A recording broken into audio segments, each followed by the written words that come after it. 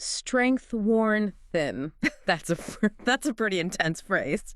And it's exactly where our source text for today begins. It is. We're looking at a document called Talking About Jesus. And Hmm. it's not about faith when things are easy. It's a manual for when, everything feels like it's falling apart. Exactly.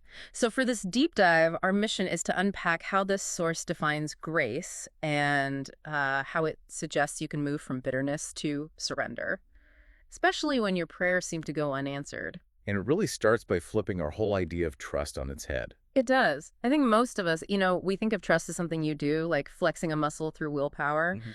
But this source says, well, basically the opposite. It calls trust a gift from heaven. And that's a huge shift in thinking. A gift? Yeah. If trust is a muscle, you're going to fail when you're exhausted. You just can't lift the weight. But if it's a gift, something formed slowly, then the invitation isn't to be strong on your own. It's to rest in a strength that, well, isn't yours to begin with. Okay, but that sounds almost passive, doesn't it? I mean, if it's a gift, are we just supposed to, sit on the couch and wait for it to show up?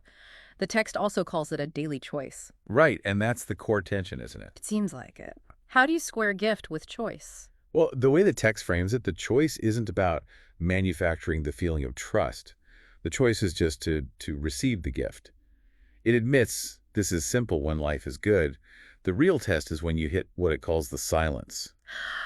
Yeah, that part where it talks about praying and feeling like you're just shouting into a void, it's surprisingly blunt about that feeling, the fear and the confusion that comes with it. Very blunt. And this is where it gets into this idea of separating emotions from reality.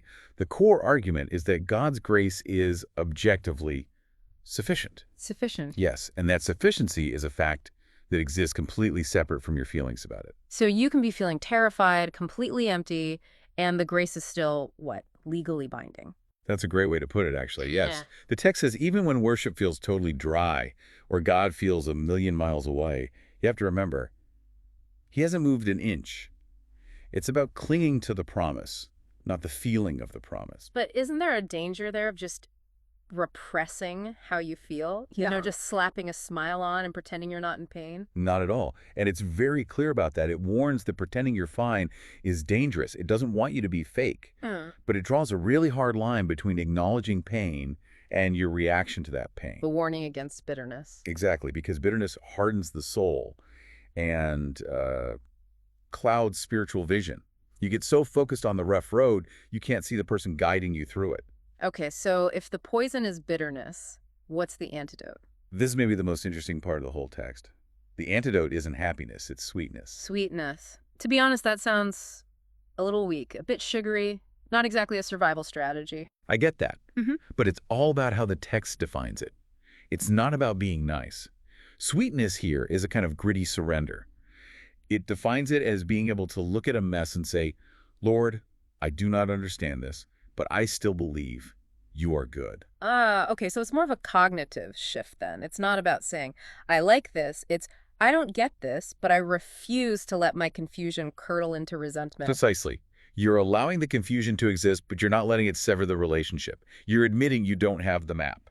And the text says that over time, this changes how you even see the past. That makes a big case for hindsight, that the guidance, the leading, is often invisible while you're in the crisis. You only see the wisdom of the path when you look back. So if you're in that silence right now, you can't see the map. You just have to trust the guide. And that brings it all full circle, back to the practical part.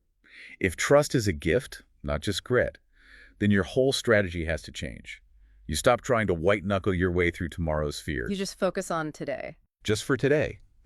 The source suggests you just ask for the capacity, for the gift, to trust for right now. That's a really subtle shift, but a powerful one. Instead of praying, God, fix this entire situation, maybe the more honest prayer is just give me the grace to trust you while I'm in it. That's the whole takeaway. Don't try to solve the emotions of tomorrow. Just ask for the gift to get through today.